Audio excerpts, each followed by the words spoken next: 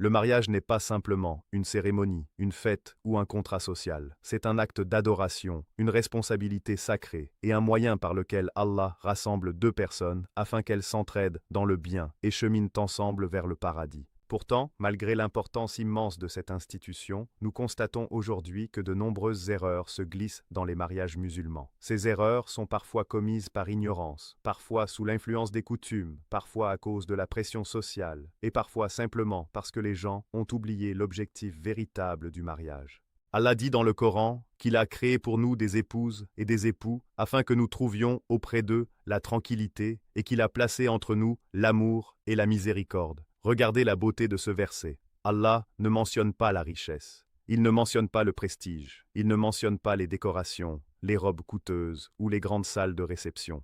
Il parle de tranquillité, d'amour et de miséricorde. Cela signifie que lorsque nous transformons le mariage en une compétition sociale, nous nous éloignons de ce qu'Allah a voulu pour nous. L'une des premières erreurs que nous devons éviter absolument est de compliquer ce qu'Allah a rendu simple. Beaucoup de familles imposent aujourd'hui des conditions excessives avant d'accepter un mariage. Certains demandent des sommes d'argent exorbitantes. D'autres exigent des cérémonies luxueuses qui coûtent des années d'économie. D'autres encore refusent un prétendant pieux, simplement parce qu'il ne possède pas suffisamment de biens matériels. Cette attitude est dangereuse. Le prophète Muhammad nous a enseigné que le meilleur mariage est celui qui comporte le moins de difficultés. Lorsque nous multiplions les obstacles, nous ouvrons malheureusement la porte à des problèmes beaucoup plus graves.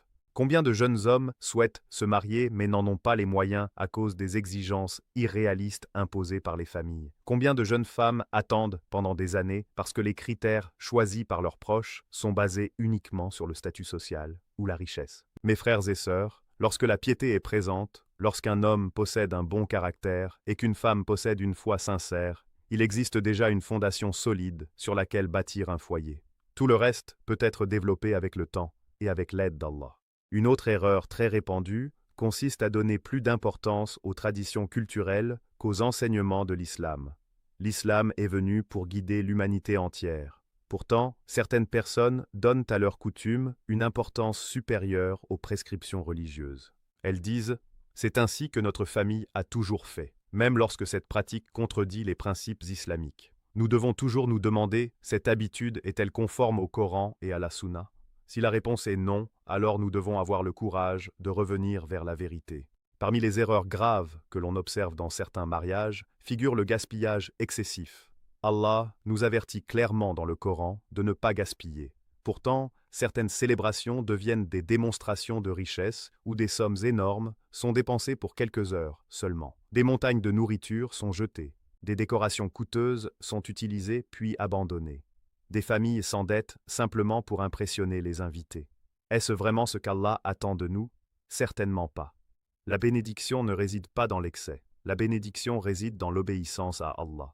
Une autre erreur importante consiste à négliger le choix du conjoint en se concentrant uniquement sur l'apparence physique. L'apparence a sa place. L'attirance est importante dans le mariage. Cependant, lorsque toute la décision repose uniquement sur la beauté extérieure, les conséquences peuvent être douloureuses. La beauté physique change avec le temps. La richesse peut disparaître. La position sociale peut être perdue. Mais la foi sincère et le bon caractère restent parmi les plus grands trésors qu'une personne puisse posséder. Le prophète a enseigné que l'on choisit souvent un conjoint pour plusieurs raisons, mais il a encouragé les croyants à privilégier la religion. Cela ne signifie pas ignorer les autres critères. Cela signifie simplement que la foi doit rester au centre de la décision. Une personne qui craint Allah sera plus encline à respecter son conjoint, à être honnête, à pardonner et à remplir ses obligations. Nous devons également éviter une erreur qui détruit de nombreux foyers avant même leur commencement, le manque de sincérité. Certaines personnes cachent volontairement des informations importantes avant le mariage. Elles dissimulent des problèmes financiers, des habitudes nuisibles ou des comportements problématiques. Or, l'islam nous enseigne l'honnêteté.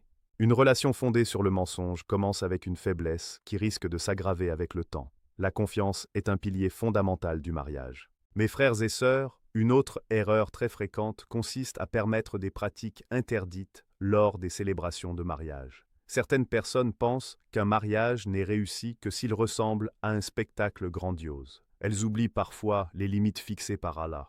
Elles acceptent des comportements contraires aux enseignements islamiques sous prétexte qu'il s'agit d'un jour spécial. Mais le jour du mariage n'est pas une exception au commandement d'Allah. Au contraire, c'est un jour où nous avons particulièrement besoin de sa bénédiction.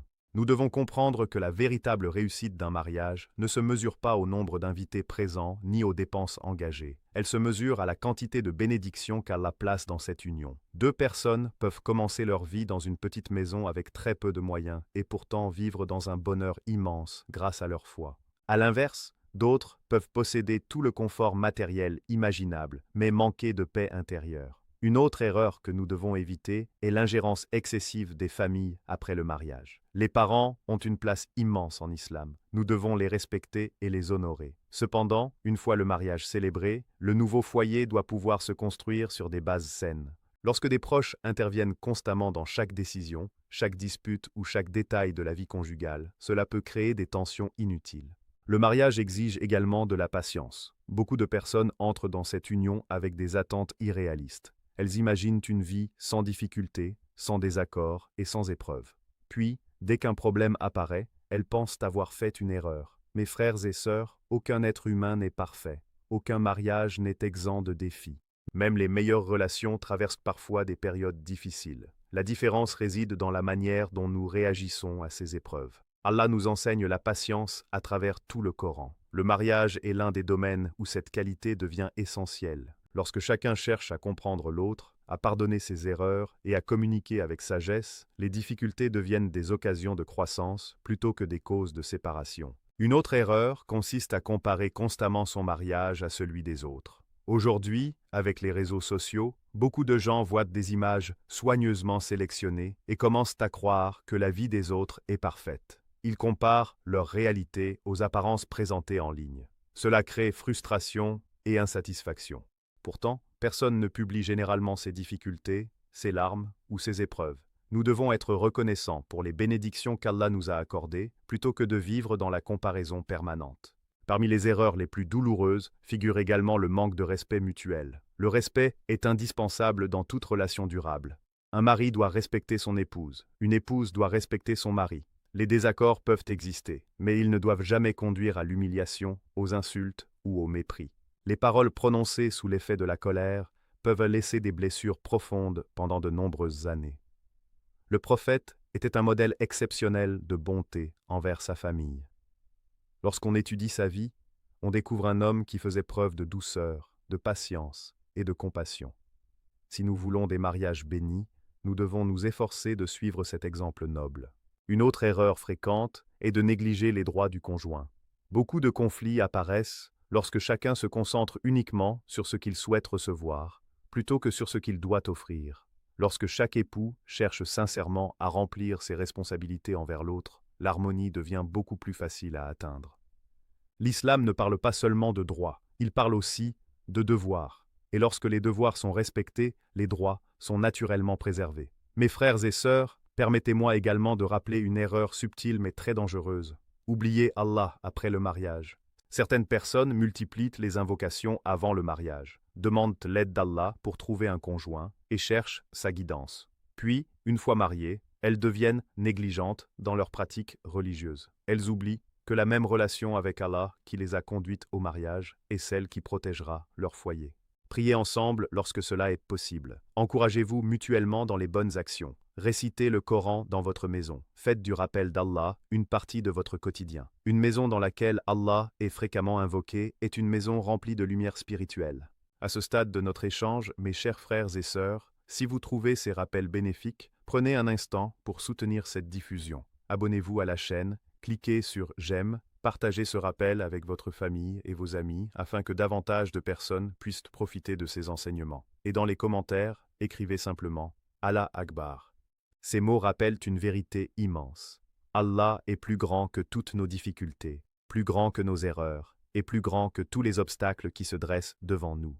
Lorsque nous revenons sincèrement vers lui, il ouvre des portes que nous n'aurions jamais imaginées. Voilà pourquoi il est si important que chaque mariage soit fondé sur la conscience d'Allah. Si nous faisons des erreurs, nous devons les reconnaître. Si nous nous sommes éloignés de ces enseignements, nous devons revenir vers eux.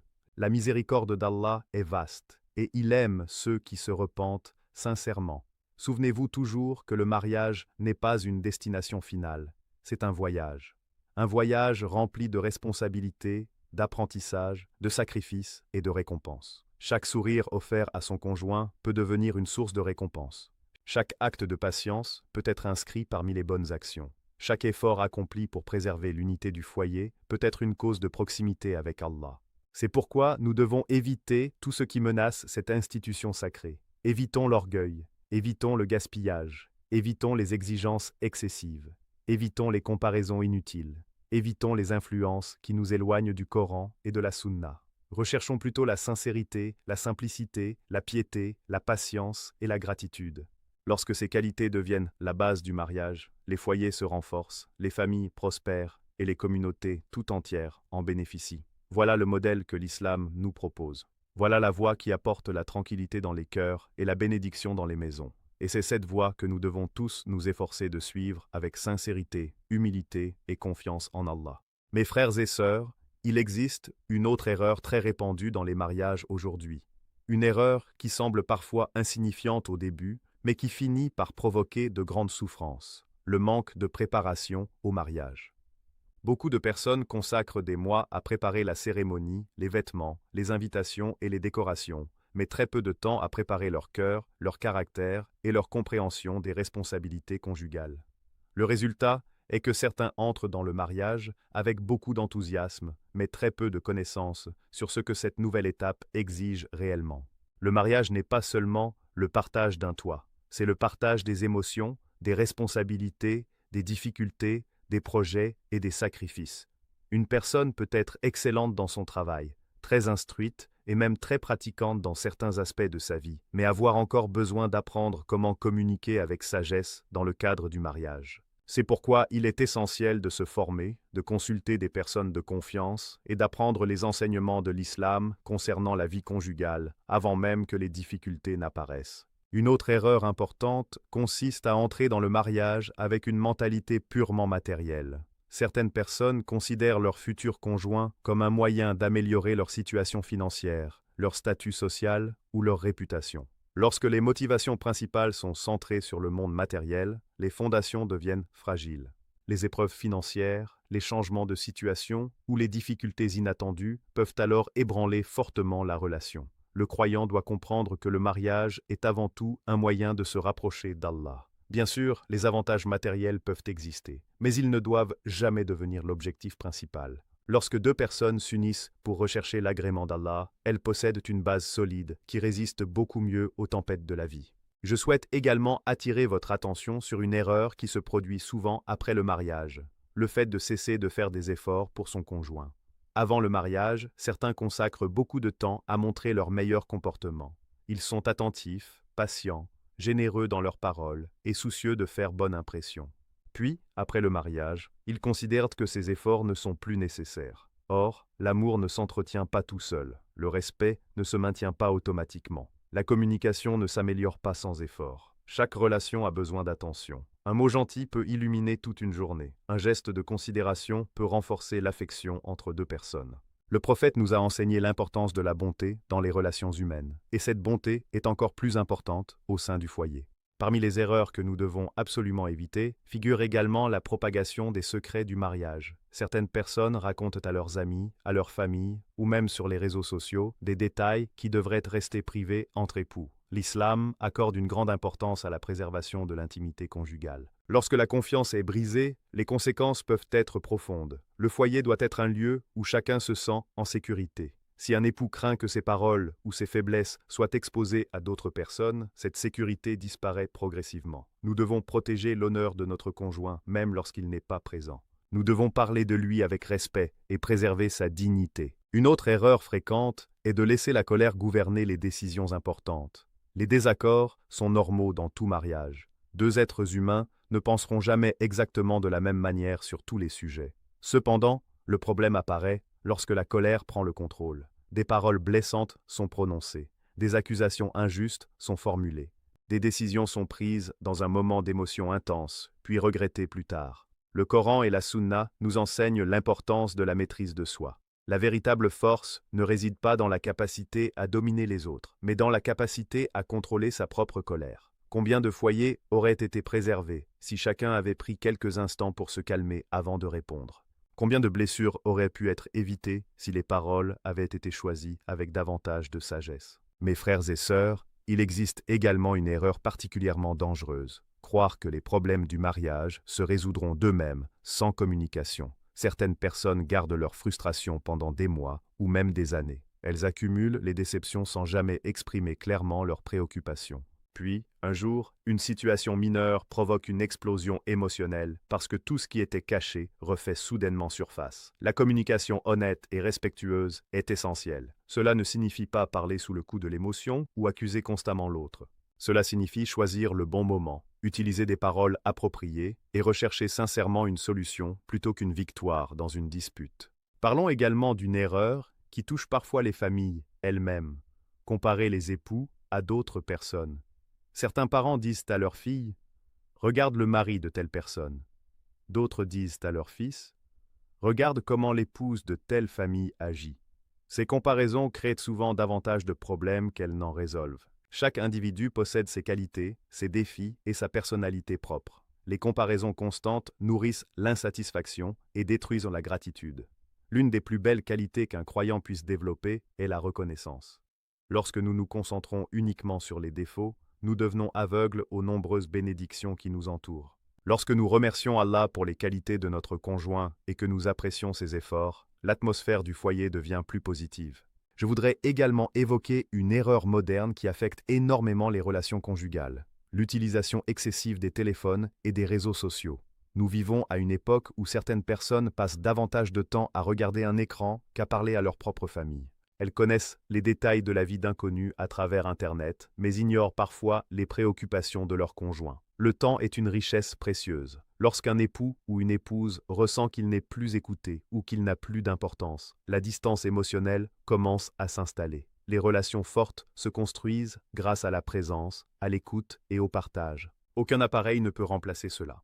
Mes frères et sœurs, une autre erreur consiste à négliger l'éducation religieuse au sein du foyer.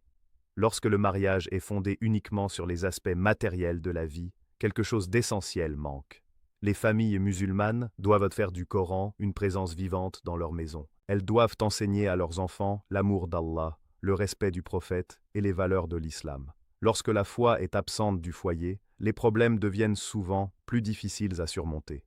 Mais lorsque les membres de la famille se rappellent constamment qu'Allah les observe, qu'il connaît leurs intentions et qu'il récompense leurs efforts, leur comportement change naturellement. Une autre erreur grave est de croire que demander conseil ou chercher de l'aide est un signe de faiblesse. Certains couples traversent des difficultés importantes mais refusent toute assistance. Ils laissent les problèmes grandir jusqu'à devenir beaucoup plus complexes. Pourtant, l'islam nous encourage à consulter les gens de connaissance et les personnes sages lorsque nous faisons face à des situations difficiles. Il est parfois nécessaire de demander conseil à une personne juste, équilibrée et digne de confiance. Cette démarche ne doit pas être considérée comme une honte. Au contraire, elle peut éviter de nombreux dégâts et permettre de trouver des solutions que l'on n'aurait pas envisagées seul. Mes frères et sœurs, permettez-moi aussi de rappeler une erreur subtile mais fréquente: oublier que le mariage est une responsabilité réciproque. Certains pensent uniquement à ce que leur conjoint devrait faire pour eux. Ils passent leur temps à dresser la liste de ce qui leur manque. Mais ils oublient de se demander: que puis-je faire pour améliorer cette relation? Imaginez un instant un foyer dans lequel chacun cherche sincèrement à rendre l'autre heureux. Imaginez un mari qui s'efforce quotidiennement de respecter et de soutenir son épouse. Imaginez une épouse qui cherche sincèrement à encourager et à aider son mari. Imaginez deux personnes qui placent l'agrément d'Allah au-dessus de leur propre ego. Une telle maison devient naturellement un lieu de paix. Le problème apparaît lorsque l'ego prend le dessus, lorsque chacun veut avoir raison en permanence, lorsque personne ne veut reconnaître ses erreurs, lorsque les excuses deviennent rares et que l'orgueil devient fréquent. L'orgueil a détruit des relations, des familles et même des communautés entières. L'humilité, au contraire, ouvre la porte à la réconciliation et à la miséricorde. Le prophète nous a enseigné que les meilleurs croyants sont ceux qui possèdent le meilleur caractère.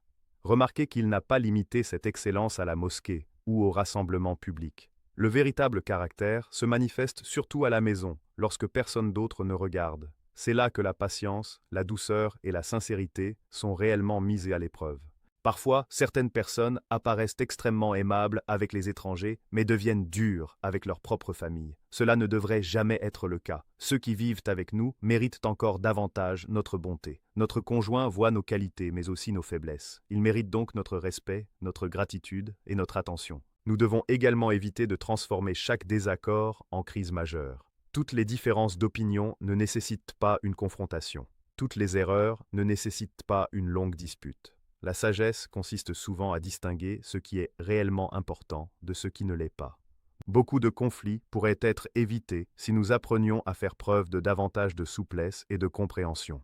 Et lorsque nous observons la vie du prophète, nous découvrons un exemple remarquable d'équilibre, de patience et de compassion. Il nous montre que la véritable grandeur ne réside pas dans l'autorité ou dans la domination, mais dans la capacité à servir, à pardonner et à traiter les autres avec miséricorde. C'est précisément cet esprit que nous devons chercher à faire vivre dans nos mariages, dans nos familles et dans nos foyers.